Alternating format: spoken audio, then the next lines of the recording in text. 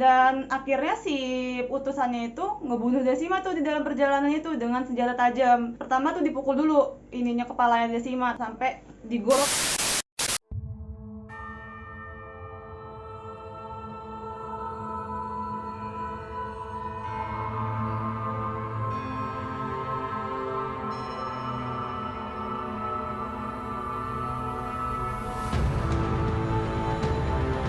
Assalamualaikum warahmatullahi wabarakatuh. Welcome back to Jendela Sunyi. Balik lagi sama gue Mela Rosya. Apa kabar nih kalian semuanya? Semoga sehat-sehat terus ya. Akhir-akhir ini sering banget kejadian soal kekerasan terhadap perempuan yang sampai nyebabin si perempuannya itu kena mental banget. Nggak cuma mental sih, kayak psikisnya juga kena, ikut berpengaruh gitu. Dan ternyata kejadian ini pun nggak cuma terjadi pada zaman sekarang aja. Dari dulu, dari zaman kolonial, zaman penjajahan pun sering banget perempuan dipandang sebelah mata, yang cuma keberadaannya tuh cuman sebagai wanita penghibur lah buat si penjajah-penjajah itu. Menurut dari sejarah ya, jadi tuh si penjajah-penjajah itu datang ke negara yang mereka mau jajah, itu memang nggak ajak pasangan atau istri atau apalah mereka tuh nyebutnya, sengaja, karena dengan alasan nggak mau kena resiko yang berlebihan lah terhadap apa yang mereka lakuin. Namanya laki-laki kalau misalnya sendirian lama-lama pun kan nggak bisa gitu ya. Jadinya memanfaatkan perempuan-perempuan yang ada di Indonesia ini itu dijadikan sebagai budak. Cuma pas pada zaman dulu itu perempuan-perempuan yang dijadiin simpanan itu disebut tuh nyai. Nyai itu perempuan yang dijadikan gundik oleh orang-orang berkulit putih atau orang-orang bangsa Eropa. Gundik itu apa sih? Gundik itu perempuan yang dijadikan simpanan sama kolonial tapi tanpa status gitu loh. Jadi cuma sebagai pemuas nafsunya si penjajah aja. Dan dulu itu sempat heboh banget soal Nyai Decima, sampai dibikin buku juga yang judulnya Cerita Nyai Decima, yang masih pakai huruf-huruf zaman dulu lah, yang TJ kayak gitu. Itu sempat heboh banget karena kisahnya yang cukup tragis. Jadi Nyai Decima itu aslinya namanya Decima, cuma dinikahin sama salah satu kolonial Belanda yang namanya Edward William, makanya dia disebut nyai. Cuma ya itu balik lagi tadi yang gue sebut di awal, tanpa status, jadi cuma sebagai istri simpanan aja. Kejadian ini terjadi di masa pemerintahan Inggris tahun 1811 sampai 1816. Nah, Nyai Decima ini berasal dari desa Kuripan, Bogor. Dari hubungan Nyai Decima sama Edward William ini sampai mereka menghasilkan anak perempuan namanya Nancy. Nah, si Edward William ini tuh bener-bener percaya banget sama Nyai Decima, sampai semua pendapatannya Edward itu diberikan sama Nyai Decima. Perhiasan-perhiasannya itu diberikan sama Nyai Decima. Jadi bener-bener dipercayai banget, padahal cuma istri simpanan gitu.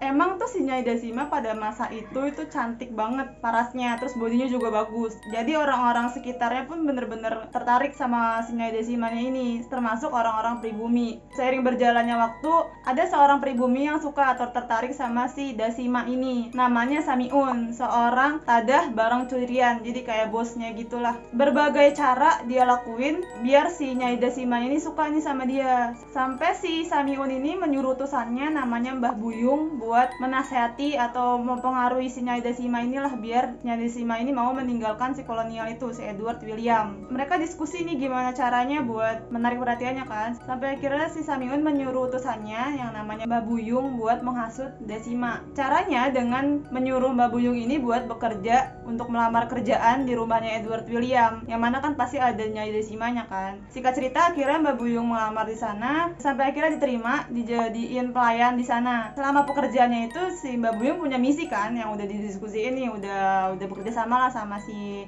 Samiun buat menghasut si Nyai Decima. Kira-kira omongannya tuh kayak gini, kamu tuh kan Islam, udah cukup buat melakukan kayak gini, karena kan emang di Islam itu kan dilarang banget kan, apalagi sebagai istri simpanan yang cuma sebagai pemuas nafsu gitu loh. Udah mendingan keluar aja dari rumah, ikut sama si Samiun ini gitu kan. Akhirnya si Nyai Decima tuh jawab kalau misalnya dia butuh waktu lah, karena kalau misalnya nikah sama orang kolonial itu punya perjanjian, jadi walaupun emang kan nggak ada status kan, jadi kalaupun menghasilkan anak, si anaknya itu nggak boleh dibawa nih sama si perempuannya ini, jadi harus benar-benar stay sama si kolonialnya. si Nyai Desimanya ini bingung. Dia butuh waktu buat pikir, sampai akhirnya udah dia berani buat ninggalin anaknya Nancy. Walaupun si Nancy-nya pun nangis-nangis buat nahan Desimanya buat nggak pergi, dia tetap pergi ninggalin anaknya. Dia pergi buat mutusin ke si Samiun ini. Sampai pada suatu hari dia benar-benar pergi ke rumahnya Samiun. Di rumahnya Samiun ini disambut tuh dengan meriah lah, sampai dibikin makanan segala macam gitu. Tapi sering berjalan waktu, ini beda nih perlakuannya keluarganya Samiun, terutama Samiunnya ini beda sama si Dasima. Dari yang awal itu dia benar-benar diperlakukan 180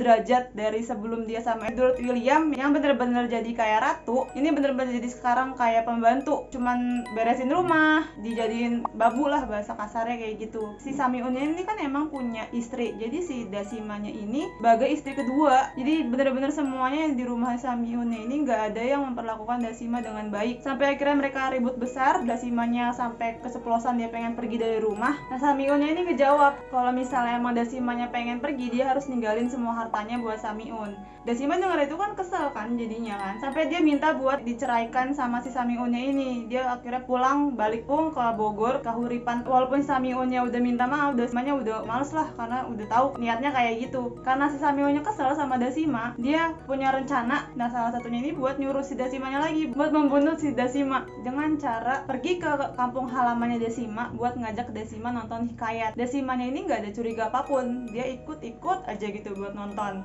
Sampai di pertengahan jalan, emang kan dulu itu penerangan di jalanan itu belum seterang sekarang yang lampu ada di mana-mana. Terus sekitarnya pun masih banyak hutan-hutan, masih gelap banget lah. Dan akhirnya mereka cuma ngandelin obor sebagai penerangan gitu. Dan akhirnya si putusannya itu ngebunuh Dasima tuh di dalam perjalanan itu dengan senjata tajam. Pertama tuh dipukul dulu ininya kepalanya Dasima sampai digorok lah lehernya. Terus habis itu mayatnya dibuang di sungai. Nah, si utusannya Samiun ini nggak sadar kalau tempat terjadinya peristiwa itu dekat sama salah satu rumah warga yang namanya Pak Mutanib. Jadi si Pak Mutanib ini ngelihat semua kejadian yang terjadi pada saat itu. Emang ya si Dasima itu mungkin emang jodohnya Edward William, karena si mayatnya Dasima ini itu nyangkut di jembatan rumahnya Edward William. Jadi ketahuannya itu gara-gara salah satu petugas atau pekerjaannya yang kerja di rumahnya Edward William itu nemuin mayatnya Dasima. Terus akhirnya dia manggil Edward William buat ngasih tau lah ngeliat mayatnya Dasima. Edwardnya tuh sedih banget ngeliat itu. Edward tuh kayak nggak terima lah, kenapa sih si Dasima meninggal dengan tragis. Akhirnya dia nyuruh orangnya buat menyelidiki. Sampai beberapa waktu setelahnya ketemulah nih siapa sih sebenarnya yang ngebunuh dan yang merencanakan pembunuhan Nyai Dasima. Dan akhirnya setelah diselidiki, Samiun pun ketangkap sebagai pelaku dari pembunuhan Nyai Dasima. Nah, kalau misalnya dilihat-lihat nih guys ya, si Edward itu emang kayaknya tuh nggak nganggap Nyai Dasima cuma sebagai simpanan lah. Jadi dia bener-bener kayak naruh hati gitu loh. Sampai meninggal pun Nyai Dasima diurusin gitu loh, sampai dicari tahu siapa sebenarnya dalang dari pembunuhan Nyai Dasima. Dari beberapa sumber yang gue baca, kalau misalnya kalian pengen tahu lebih dalam cerita tentang Nyai Dasima, bukunya tersedia di beberapa online shop. Dari update yang ada, anaknya Edward sama Nyai Dasima ini yang namanya Nancy, keturunannya tuh masih ada sampai sekarang. Mungkin segitu aja. Kalau misalnya kalian punya cerita-cerita yang menarik soal misteri, soal sejarah, itu kalian boleh komen di description box. Kalian boleh DM di Instagramnya Jendela Sunyi. Di sini nih editor, tolong diedit ya. Jadi segitu aja, jangan lupa komen, di like, di subscribe. Balik lagi sama gue di next video. Wassalamualaikum warahmatullahi wabarakatuh.